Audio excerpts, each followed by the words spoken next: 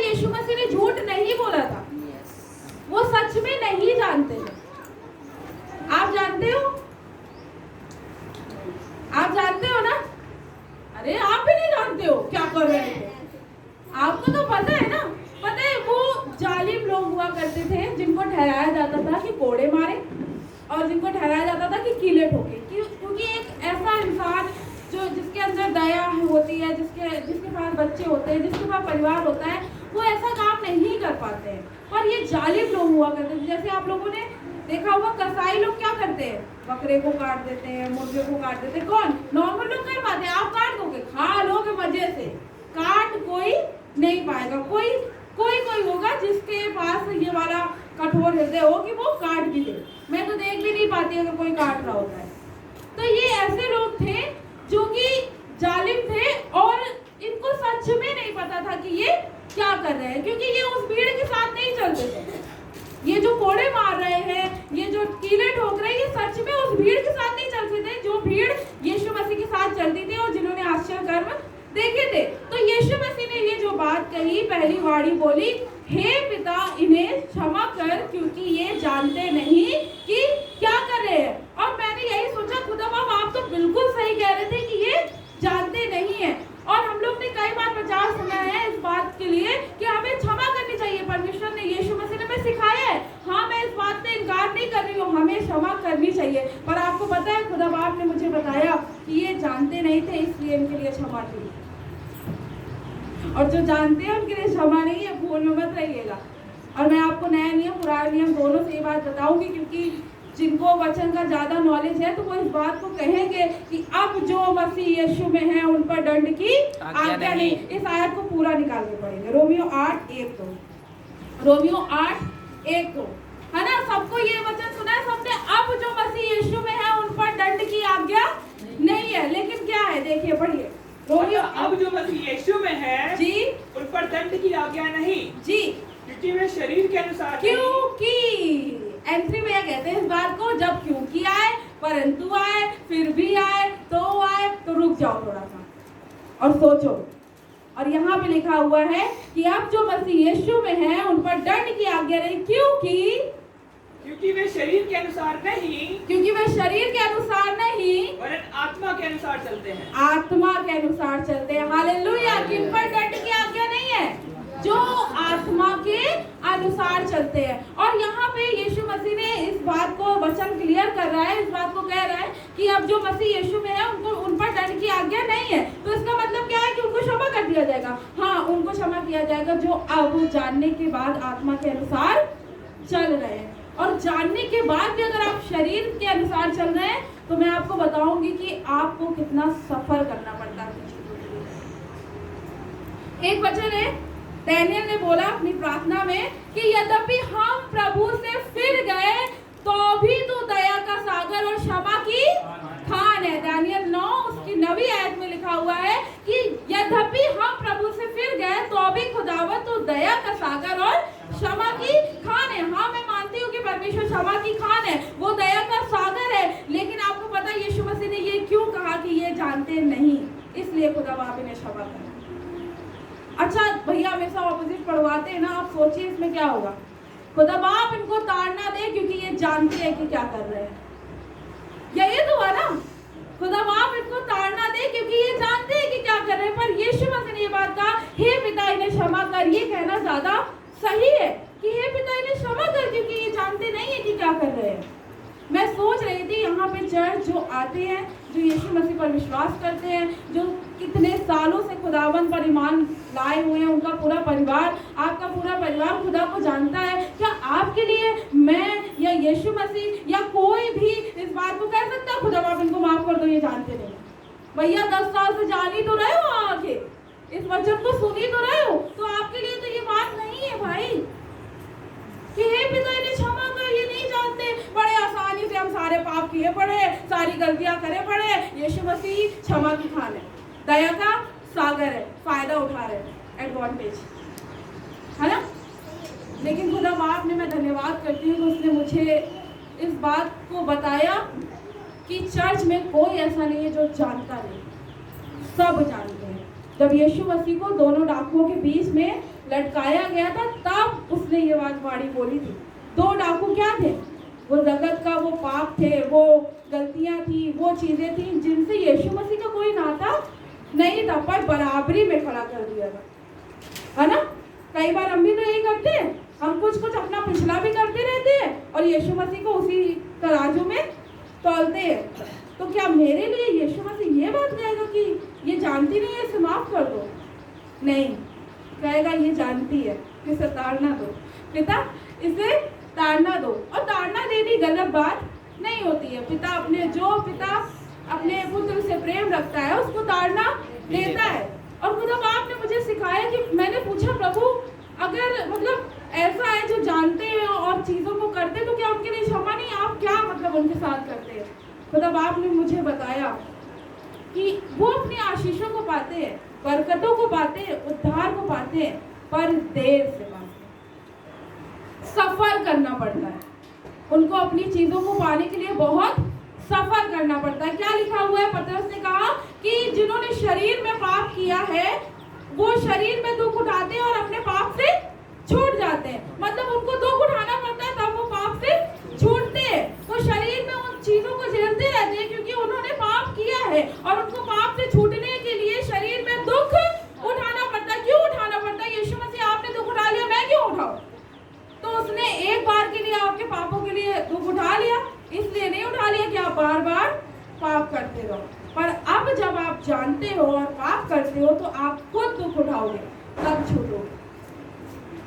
उद्धार के लिए उसने एक रास्ता बना दिया, वो दौड़ है। हम बहुत आसानी से अब उद्धार को पा सकते हैं, पर इस गलतफहमी में बिल्कुल मत रहिएगा कि खुदा बाप माफ कर देगा, माफ कर देगा, माफ कर देगा, माफ कर देगा। हाँ, माफ करेगा, लेकिन इतना सफर करना पड़ेगा ना कि आपके पसीने छूट जाएंगे। लिखा हुआ है, पढ़वाऊंगी नहीं, पर आप याकूब 4:17 में देख सकते हैं। याकूब 4:17 में लिखा है, इसलिए जो भलाई करना जानता है, इसलिए जो भलाई करना जानता है और नहीं करता, उसके लिए वो पाप है। जानता है, क्यों पाप है? क्षमा क्यों नहीं है? यहाँ पे होना चाहिए ना। इसलिए यदि कोई भलाई करना जानता है और नहीं करता, मतलब कुछ बातों को, कुछ अच्छी चीजों को अगर आप जानते हैं और नहीं करते, तो आपके लिए क्या है? वो पाप है। पुण्य पीछे के लोग पुण्य करने के लिए बैठे हैं, लग रहा है। जो भलाई करना जानता है, जानते हो भलाई क्या होती है, जानते हो धार्मिकता क्या होती है, जानते हो कि खुदा को महिमा देना क्या होता है, जानते हो कि परमेश्वर के जो खादिम होते हैं 2 गुने आदर के योग्य होते हैं, और फिर भी अगर नहीं करते तो वो क्या है? पाप है। याकूब 4:17, ठीक है। और एक वचन में यीशु मसीह ने कहा, अब मैं ये सोच रही थी, खुदा बाप मुझे बता रहा था कि अगर क्षमा है, मैंने सोचा अगर क्षमा है तो यीशु मसीह ने यहूदा के लिए क्यों कहा कि हाय उस मनुष्य पर जिसके कारण मनुष्य का पुत्र पकड़वाया जाता है। यीशु मसीह यहूदा को भी माफ कर देते। उसने क्यों हाय करके उसको संबोधित किया? उसको क्यों हाय करके बोला हाय उस मनुष्य पर? मतलब हाय यहूदा, तुम पर, तुम्हारे कारण यीशु मसीह पकड़वाया गया है। और ये यीशु मसीह के शब्द है, यीशु मसीह ने बोला। क्यों यीशु मसीह आपने उसको क्षमा नहीं दी? इसलिए क्योंकि यहूदा जानता था, उसके साथ साथ चलता था, पैसों की थैली उसके पास रहती थी, सब कुछ वो जानता था कि यीशु मसीह कितना प्यारा है, कितना अच्छा है, और क्या वो महान ईश्वर का पुत्र है, वो परमेश्वर का पुत्र है। और इस बात को जानने के बाद भी उसने यीशु मसीह को चंद पैसों के लिए, चंद चांदी के सिक्कों के लिए क्या कर दिया? बेच दिया। जैसे कि हम लोग यूथ संडे में थे, तो जो भाभी आई थी उन्होंने क्या बोला था कि आज हम भी उसको बेच देते हैं। बोला था, याद है किसी को? आज हम लोग भी उसको बेच देते हैं। तो आज जब आप बेच देते हैं तो क्या आपके लिए क्षमा है? आप बताइए। सबने पहली बारी सुनी है और ये सुना है, मैंने भी सुना है, पर मैं हैरान हो गई जब खुदा बाप मुझसे ये कह रहा था कि क्षमा हर किसी के लिए नहीं है, नहीं है। उनके लिए है जो नहीं जानते हैं, पर उनके लिए नहीं है जो जानते हैं। अगर ऐसा हो जाता ना, क्योंकि परमेश्वर अन्यायी नहीं है, पता है, वो अन्याय नहीं, आप उसके बच्चे हो, आपको चुन लिया तो आप कुछ भी कर सकते हो। राजा शाऊल नहीं आई तो सोचा था मैं कुछ भी कर सकता हूँ, शमूएल आए ना आए मैं खुद बलिदान चढ़ा दूंगा। तो क्या परमेश्वर ने स्वीकार कर लिया? हाँ, परमेश्वर ने तुम्हें राजा बनाया, पर वो स्वीकार नहीं करेगा। जिसके लिए जो चीज है वो वही करेगा। तुम ऐसे उसका फायदा नहीं उठा सकते कि वो क्षमा की खान है, दया का सागर है, दया कर देगा, क्षमा कर देगा, फिर से लपेट लेगा। नहीं करेगा। आपको सफर करना पड़ेगा। और वचन में लिखा है कि उपदेशक ज्यादा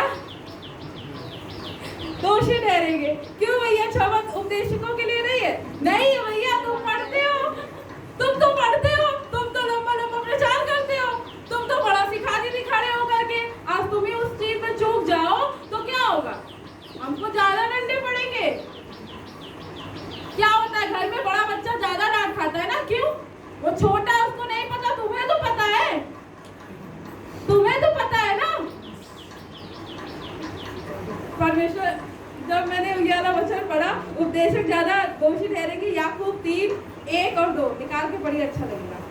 याकूब 3:1 और 2। हे मेरे भाइयों, तुम में से बहुत उपदेशक ना बने। हाँ, क्या कह रहा है वचन? कि बहुत उपदेशक ना बने। बड़ा अच्छा लगता है प्रचार करना, लेकिन सुन लो, कोशिश करो कि ना बनो, प्रचार करने वाले ना बनो जी। क्योंकि जानते हो कि हम उपदेशक और भी दोषी ठहरेंगे। इसलिए कि हम सब बहुत बार चूक जाते हैं। पता है, कई बार बोलते हैं ना, झूठ नहीं बोलना चाहिए। मैंने भी बोला है, यहाँ पे खड़े होके बोला है, लेकिन चूक जाती हूँ। कई बारी घर में फंसती हूँ या कुछ ऐसी चीज होती है, झूठ निकल जाता है, तो इसका हिसाब किसको देना है? मुझे देना है। तो क्या लिखा है? क्योंकि कई बारी चूक जाता हूँ जी। जो कोई वचन में नहीं चूकता, वही तो सिद्ध मनुष्य है। और सारी देह पर लगाम भी लगा जी, और सारी देह पर लगाम भी लगा सकता है। ध्यान से सुनिएगा, बाद में पूछ सकते हैं भैया पहली वाणी से क्या बोला गया, ये चलेगा आगे तक, तो आखिरी में भाभी पूछ सकती है आप लोगों से पहली वाणी में क्या सीखा, दूसरी में क्या सीखा, तीसरी में क्या सीखा, है ना? तो ये पूछ सकती है। ध्यान से सुनिएगा, यहाँ पे ये बोला कि उपदेशक ना बनिए क्योंकि उपदेशक ज्यादा दोषी ठहरेंगे। तो यहाँ पे भी वही बात आ गई, क्यों दोषी ठहरेंगे? क्या उनके लिए क्षमा नहीं है? हाँ, नहीं है, क्योंकि ये सब जानते हैं, इसलिए ये दोषी ठहरेंगे। अगर ये चूक जाएंगे तो ये दोषी ठहरेंगे। तो मैंने आपको वचन बताया, उपदेशक ज्यादा दोषी ठहरेंगे। हाय उस मनुष्य पर जो मनुष्य के पुत्र को पकड़वाता है। फिर लिखा हुआ है, क्योंकि अब जो मसीह यीशु में उन पर दंड की आज्ञा नहीं, लेकिन हम लोगों ने क्लियर पढ़ा कि जो आत्मा के अनुसार चलते हैं उनके लिए। और एक बहुत मजेदार आयत पढ़वाऊंगी आपको, लूका 12:47।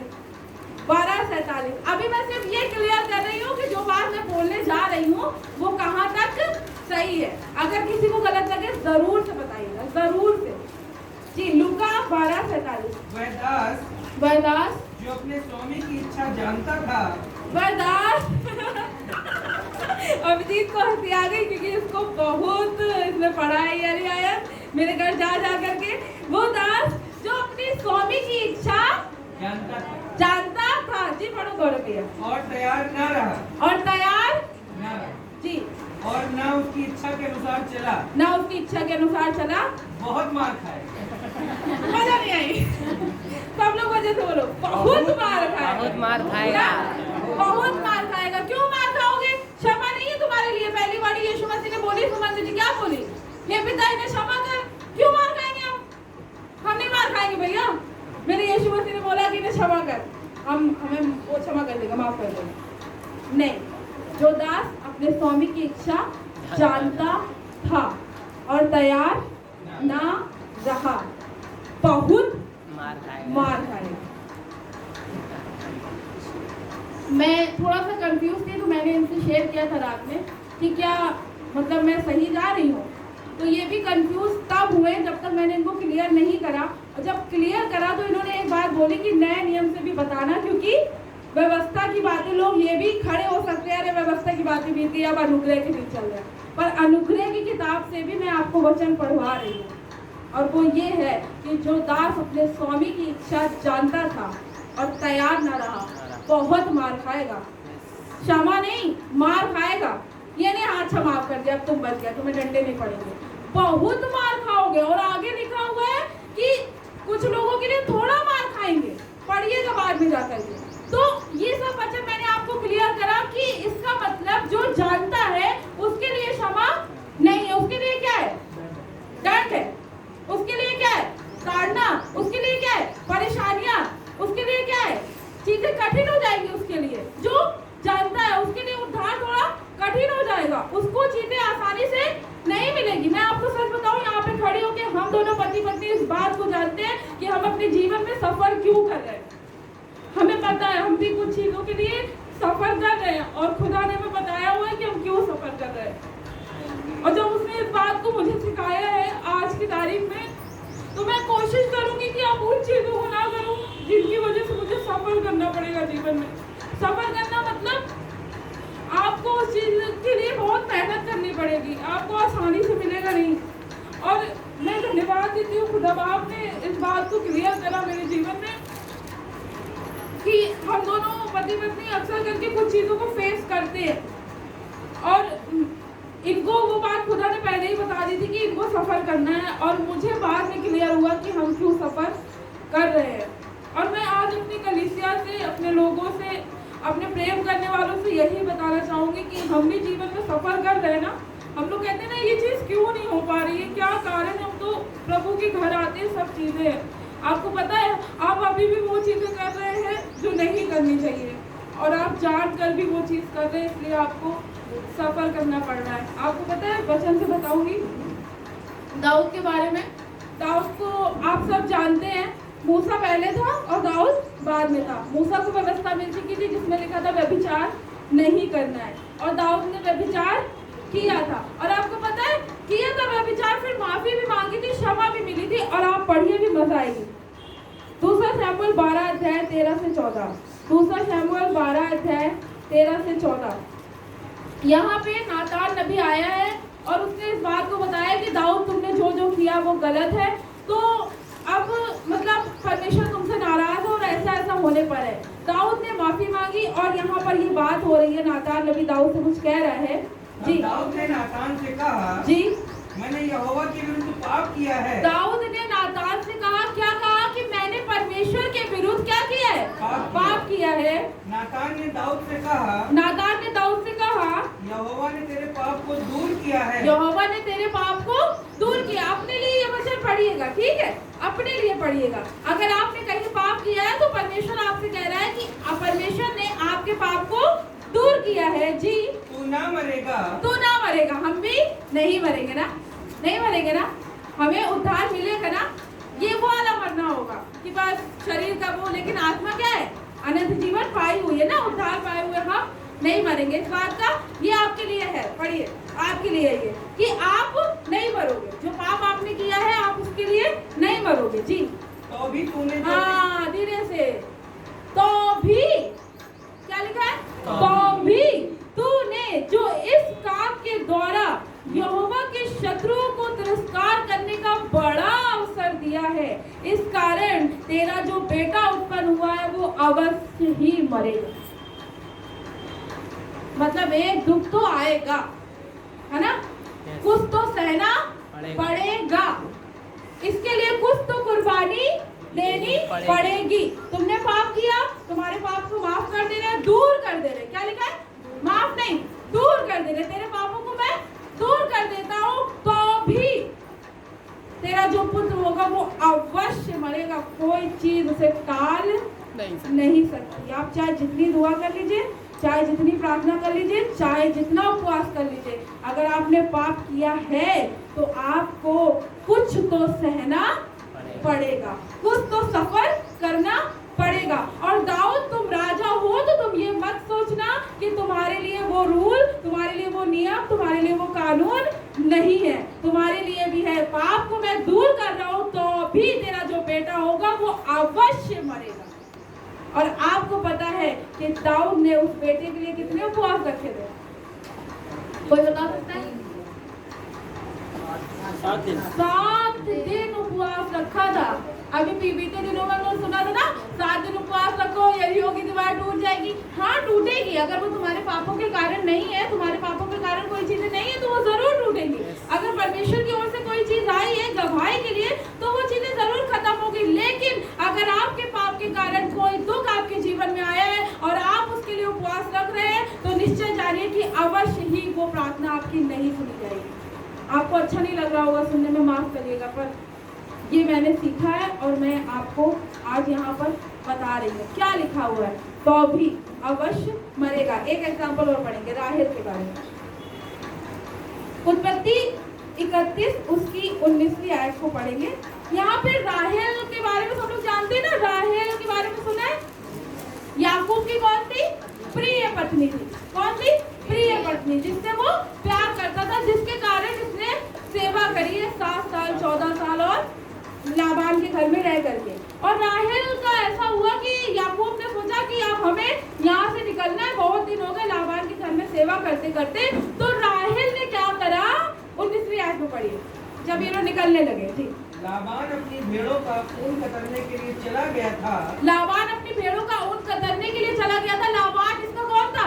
पिता था राहेल का। बोलिए राहेल का कौन था? पिता था। कौन? लाबान। तो लाबान भेड़ों का ऊन कतरने के लिए चला गया था। फिर इसकी बेटी ने क्या किया? और राहेल अपने पिता के गृह देवताओं को चुरा ले गई। राहेल अपने पिता के गृह देवताओं को चुरा ले गई। क्यों चुरा लिया उसने? बताओ, गृह देवता को क्यों चुराया होगा? पहले जो मूर्तें बनती थी सोने और चांदी की बनती थी और इनके मन में क्या था? लालच। इनके मन में लालच था, या यूं कह ले ये थोड़ा थोड़ा गृह देवताओं को भी मानती थी, या यूं कह लीजिए। फिर उसकी हम लोग आयत पढ़ेंगे, 31वीं आयत को पढ़ेंगे। और याकूब को इन सब बातों के विषय में कुछ नहीं पता था। जी 31। याकूब ने लाबान को उत्तर दिया। जी, याकूब ने बड़े विश्वास के साथ लाबान को उत्तर दिया। मैं ये सोचकर डर गया था जी कि कहीं तू अपनी बेटियों को मुझसे छीन ना ले। भाई याकूब चुपचाप निकले थे बिना बताए, और इन्होंने लाबान से कहा देखो हम डर गए थे कि कहीं आप जो है मेरी दोनों पत्नियों को ले ना लो, आपकी दोनों बेटियां हैं ये आप ले ना लो, इसलिए मैंने नहीं बताया। जी, जिस किसी के पास तू अपने देवताओं को पाए, जिस किसी के पास तू अपने देवताओं को पाए वह जीवित ना बचेगा। वो जीवित ना बचेगा। तो क्या राहेल मर गई थी? राहेल मर गई थी, राहेल ने चुराया। जी आगे बढ़े। मेरे पास तेरा जो कुछ निकले, मेरे पास तेरा जो कुछ निकले उसे भाई बंधुओं के सामने पहचान कर ले ले। जी, क्योंकि याकूब ना जानता था जी, कि राहेल गृह देवताओं को चुरा ले आई। क्योंकि याकूब नहीं जानता था कि राहेल गृह देवताओं को चुरा लाई। आपको पता है राहेल के साथ क्या समस्या थी, क्या सफर करना पड़ा था? मिट्टी साफ औलाद नहीं थी। हन्ना के विषय में तो पढ़ा है कि यहोवा ने उसकी कोख को बंद करा था, क्योंकि एक बड़ा काम होना था, शमूएल का जन्म होना था भैया, है ना। पर राहेल के लिए लिखा हुआ है कि वो बांझ थी। क्यों? तुम तो इतनी खूबसूरत हो, पति तुमसे इतना प्यार करता है, लिया से इतना प्यार करता है, नहीं फिर भी तुम बांझ क्यों हो? क्योंकि तुम्हारे मन में लालच है, तुम्हारे मन में चोरी है, तुम्हारे मन में वो खराब बातें हैं, तुम्हारे मन में अभी भी उन लोगों के लिए विश्वास है जो कुछ भी नहीं कर सकते, जिनके ना कान है और जिनके ना आँख है, जिनके ना नाक है, जिनके ना हाथ है। आप अभी भी उन चीज़ों पर विश्वास करती हैं, आप अभी भी चोरी अपने मन में रखती हैं, आप अभी भी झूठ बोलती हैं, आप अभी भी लालच करती हैं, और इसलिए आप क्या है? आपके पास वो आशीष खुदा की ओर से नहीं है। पर आपको पता है खुदा बाप ने क्या करा? दया करी। कब दया करी? लिया के बहुत पुत्र हुए, जो 12 गोत्र हैं लिया ही के हैं भैया। उनमें तो जो राहेल के हुए ना, कितने हुए? राहेल के कितने हुए? 2 हुए, एक रूबेन और आई थिंक एक बिन्यामीनी यूसुफ। बिन्यामीनी और यूसुफ 2 पुत्र हुए, और बाकी लिया के कितने? 10। 12 गोत्र जिल्पा, और ये सब कितने पूरे इनके पास थे इधर 10, और राहेल के पास जो प्रिय पत्नी थी उसके पास कितने थे? 2। 12 पुत्र थे याकूब के, और राहेल जो इतनी प्यारी थी उसके कितने हुए? 2। पता है उसको ये जो बांझपन सहना पड़ा काफी समय तक, वो इसकी कमी के कारण था। राहेल ने भी अपने जीवन में क्या करा? सफर करा, क्योंकि वो ग्रह देवताओं को क्या कर लाई थी, चुरा लाई थी। फिर उसने अपने पिता से झूठ भी बोला था, फिर उसने याकूब को भी ये बात नहीं बताई थी। ये सब की वजह से उसको कुछ सफर करना पड़ा, उसको सहना पड़ा। एक दिन तो बहुत खिसिया गई और उसने याकूब से बोला कि मुझे भी संतान दे। तो याकूब ने क्या कहा, क्या मैं यहोवा हूँ? क्यों खिसिया जाता है इंसान? जब वो वेट करते करते थक जाता है, जब वो परेशान हो जाता है, क्यों नहीं हो रहा, क्यों नहीं हो रहा, क्यों नहीं हो रहा, क्यों नहीं हो रहा। और यहाँ पर राहेल ने भी सफर किया और राहेल के जीवन में ये कमी रही और उसको इन चीजों के लिए सफर करना पड़ा। लेकिन सच में खुदा दया का सागर है और उसने दया करी। लेकिन मैंने आपको बताया ना, you have to suffer in your life, आपको सफर करना पड़ेगा। हम लोग पढ़े जकरिया के बारे में, इसके हम लोग ने देखा था। क्या देखा जकरिया के बारे में? भैया परमेश्वर ने तुम्हारी प्रार्थना सुन ली, तुम्हारी पत्नी को क्या होगा, पुत्र होगा। और उसने क्या कर लिया, संदेह कर लिया। तो जो खुशी मुंह से बोल बोल के बताता जाकर के अपनी पत्नी को, वो किसमें बदल गया, दुख में। अब गूंगा हो गया करके बता रहा, पत्नी भी सोच रही कि अच्छा खासा बोलता था, संदेह कर लिया और गूंगा हो गया। तो उसने 9 महीने जो वो चुप रहा है, एक बोलने वाला चुप हो जाए तो क्या उसको तकलीफ नहीं होती है? यहाँ पे अनु दीदी बैठी है, मुझे जितना दुख होता है इनके लिए, क्योंकि ये एक समय तक क्या करती थी, देखती थी और आज नहीं देख पा रही। और यही चीज जकरिया के साथ हुई। दीदी की बात अलग है, खुदा ने इनके जीवन में ये चीज जो रखी है परमेश्वर की महिमा के लिए, क्योंकि हम देखते हैं और इनसे आशीष पाते हैं ना सब लोग आशीष। इनको देख के ही आशीष मिल जाती है। क्यों? एक ऐसा व्यक्ति भी खुदा के घर में बना हुआ है, एक ऐसा व्यक्ति भी 4-4 घंटे प्रार्थना कर रहा है, तो हमें क्या मिलती है, आशीष मिलती है। और जकरिया के साथ क्या हुआ कि उसने संदेह करा और संदेह करने की वजह से उसकी जबान पे ताला लग गया। कितने दिनों के लिए? 9 महीनों के लिए। जो खुशी वो बहुत अच्छे से सेलिब्रेट कर सकता था, अपने दोस्तों को बता सकता था, अपने रिश्तेदारों को बता सकता था, नाच सकता था, गा सकता था, पर वो ये चीज नहीं कर पाया क्योंकि उसने क्या करा था, संदेह करा था। वो जानता था और फिर भी उसने क्या करा, संदेह करा। वो जानता था कि खुदा सब कुछ कर सकता है, उसको पता था कि अब्राहम को भी तो खुदा बाप ने दिया है। ये नए नियम में है जकरिया, और पुराने नियम में अब्राहम को खुदावंद ने बुढ़ापे में क्या दी थी, संतान दी थी। फिर भी उसने कहा ये मैं कैसे जानूं, क्योंकि मैं तो बूढ़ा और मेरी पत्नी भी बूढ़ी है। क्यों? तुम जानते नहीं हो अब्राहम भी तो बूढ़ा था, सारा भी तो बूढ़ी थी, तुम जानते हो और तुमने संदेह किया तो तुम्हें सफर करना पड़ा। और हमें और आपको भी, जो हम जानते हैं और फिर भी यीशु मसीह को कई बारी उन लोगों के साथ तौल देते हैं जिन लोगों के साथ उसका कोई नाता नहीं है, जिन लोगों के साथ। कल मैंने सुना किशन भैया को, मैं बोलना चाहूंगी, इन्होंने बोला इस बात को कि परमेश्वर अब हमारे लिए दवाई की तरह हो गया। पर मुझे अच्छी नहीं लगी ये बात, और मुझे पता है कि वो सुनेंगे और समझ जाएंगे। वो हम उसको दवाई के साथ तौल नहीं सकते, क्योंकि वो सामर्थ्य, सर्वशक्तिमान, सर्वज्ञानी परमेश्वर है जो कामों को तौलता है। उसकी तुलना यहाँ की चीजों से नहीं कर सकते हैं, बिल्कुल नहीं कर सकते हैं। और यही चीज उन लोगों ने करी थी। क्या करा था? 2 डाकुओं के बीच में यीशु मसीह को टांग दिया। यीशु मसीह भी सोच रहा, अरे भैया ये 2 डाकू इन्होंने क्या करा है जिंदगी में, कत्ल करे, लोगों को लूटा है, व्यभिचार करा है, लोगों को मारा है, लोगों को सताया है, और तुम इन लोगों के साथ मुझे खड़ा कर रहे हो। और यीशु मसीह ने कहा, हे पिता इन्हें क्षमा कर, क्योंकि ये जानते नहीं कि क्या कर रहे हैं। वो सच में नहीं जानते थे, लेकिन हम जानते हैं और हम यीशु मसीह को उन्हीं चीजों के साथ तोल देते हैं। हम आज भी जान करके जो पाप कर जाते हैं तो हम क्या कर रहे हैं, हम तोल रहे हैं उसको, हम उसको उसी तराजू में रख रहे हैं। इधर भैया डाकू है, ये सताता था, हम भी सताते हैं। ये व्यभिचार करता था, हम भी व्यभिचार करते हैं। ये झूठ बोलता था, हम भी झूठ बोलते हैं। और हमारे पास यीशु मसीह भी है। क्या कहते हैं लोग? चर्च जाते हो यही सीखते हो? पता है क्या कर रहे हैं लोग? ये बात बोल करके वो देख रहे हैं ना कि यीशु मसीह भी खड़ा है और दोनों डाकू भी खड़े हैं। यीशु मसीह भी खड़ा है और डाकू भी खड़ा है। डाकू की आदतें भी दिखाई दे रही हैं और यीशु मसीह की भी आदतें दिखाई दे रही हैं। एक ही मुंह से क्या खराब और अच्छी बात दोनों नहीं निकल सकती। एक ही सोते से क्या मीठा और खारा पानी निकल सकता है? नहीं। और जब निकलता है ना तो सफर करना पड़ता है।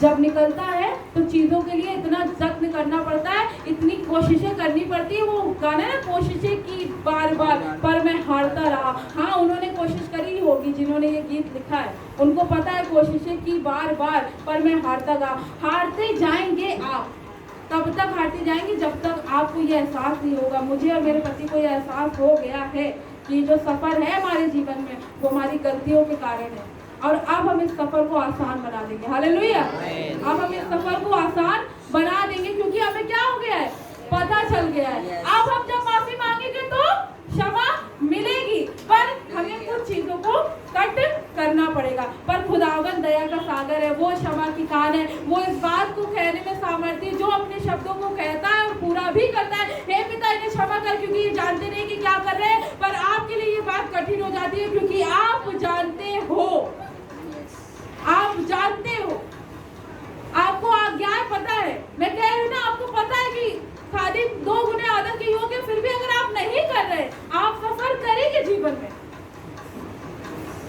आपको पता है कि शब्द के दिन को अशुद्ध नहीं करना चाहिए, और आप कर रहे हो, आप सफर करोगे जीवन में।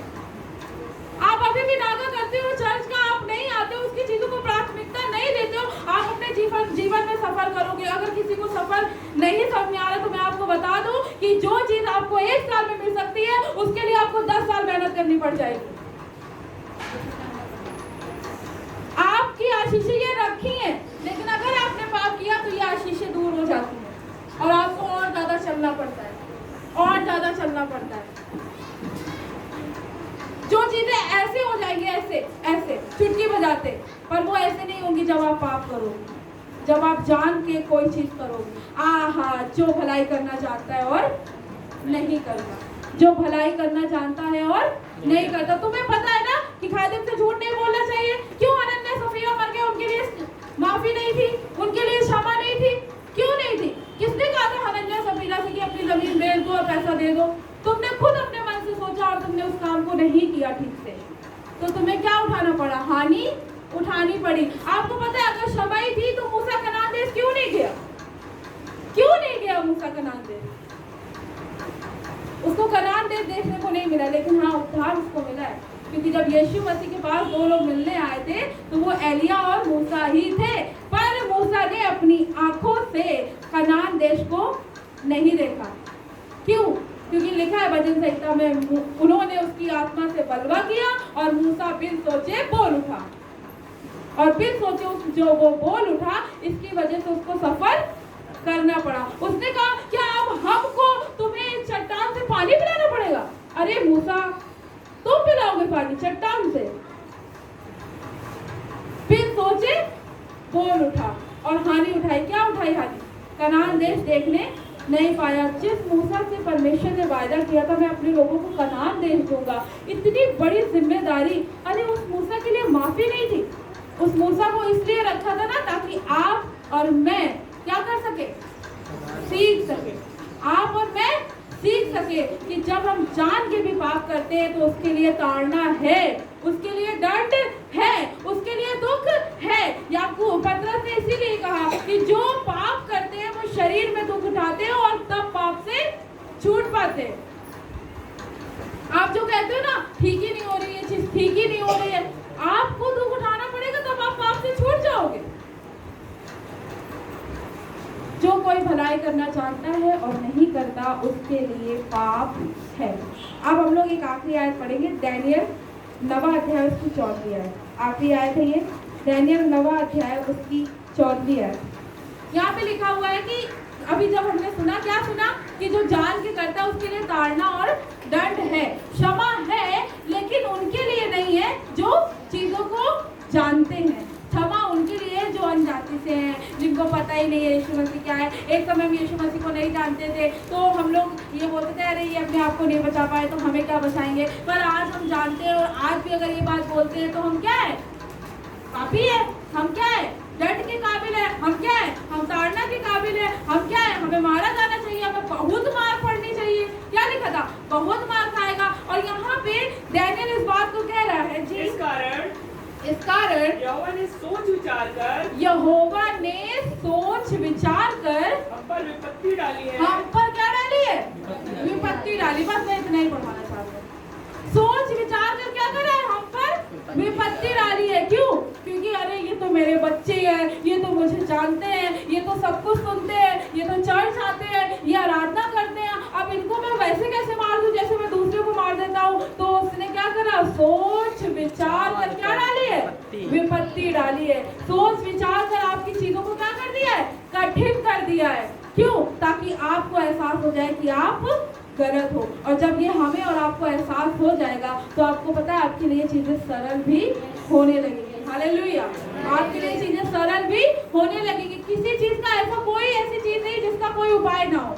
उपाय हर चीज का है, पर जरूरत इस बात की है कि हमें पता तो हो कि किस वजह से हम सफर कर रहे हैं। आज भी अगर उंगली उठा रहे हैं, यीशु मसीह कुछ नहीं कर रहे, उपवास रख रहे हैं, कुछ नहीं कर रहे, हम भूखे रहते हैं, हम इतना अपने आप से दुआ करते हैं, इतनी प्रार्थना करते हैं, हम खादिम की भी इज्जत करते हैं, परमेश्वर के भवन में देते भी है, फिर भी कुछ नहीं हो रहा है। इसलिए नहीं हो रहा है क्योंकि आपको अभी तक एहसास नहीं है कि ये विपत्ति किस कारण से आई है। और जब तक वो सिखाना ले तब तक वो छोड़ता नहीं है।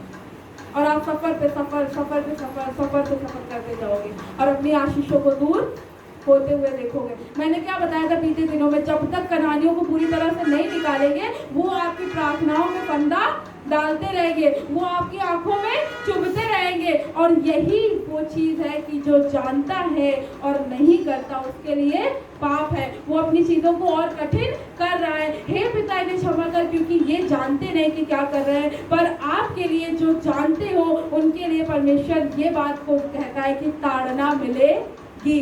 अवश्य ही वो बेटा मरेगा।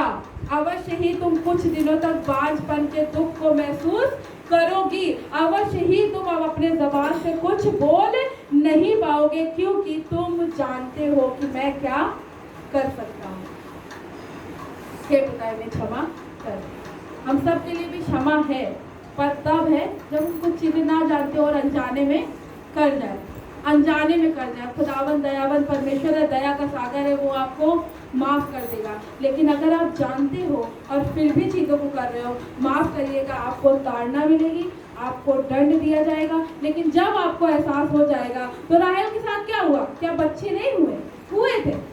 क्या जकरिया बोल नहीं पाया? बोल पाया। क्या दाऊद को फिर से दोबारा कोई पुत्र नहीं हुआ? लेकिन क्या करा हम लोगों ने? उन लोगों ने सफर, दुख उठाया।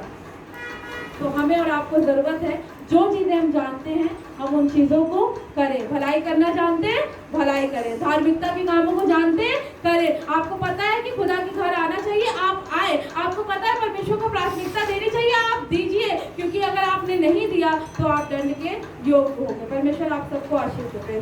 Praise the Lord.